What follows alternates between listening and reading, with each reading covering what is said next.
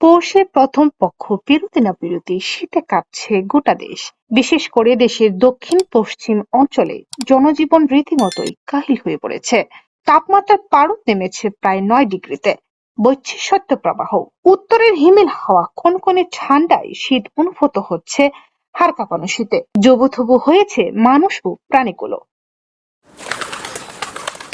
দেশব্যাপী চলমান আবহাওয়া আগামী 2 জানুয়ারি পর্যন্ত অব্যাহত থাকার আশঙ্কা করা যাচ্ছে।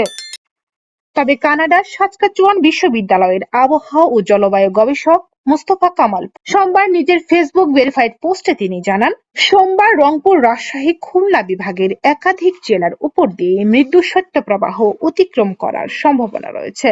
বিশেষ করে আগামী 4 দিন দেশব্যাপী একই রকম কুয়াশা ও ঠান্ডা থাকার আশঙ্কা করা যায়। তবে জলবায়ু গবেষক পলাশ আরও জানায়, সোমবার দুপুর 2টায় ইউরোপিয়ান ইউনিয়ন কৃত্রিম উপগ্রহ থেকে প্রাপ্ত কুয়াশার চিত্র বিশ্লেষণ করে দেশের 61 জেলার উপর দিয়ে মাঝারি থেকে ঘন কুয়াশার উপস্থিতি লক্ষ্য করা যায়।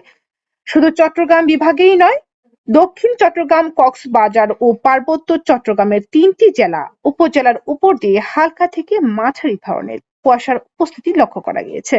দেশের বেশিরভাগ জেলার উপর দিয়ে দুপুর 3টার আগে সূর্যের দেখা পাওয়ার সম্ভাবনা খুবই কম। তবে দেশের বেশিরভাগ জেলার উপর দিয়ে আজ সূর্য দেখা মিলবে না। মঙ্গলবার দেশের অধিকাংশ জেলার উপর দিয়ে মাঝারি থেকে ভারী শৈত্যপ্রবাহ বয়ে যাওয়ার আশঙ্কা করা যাচ্ছে।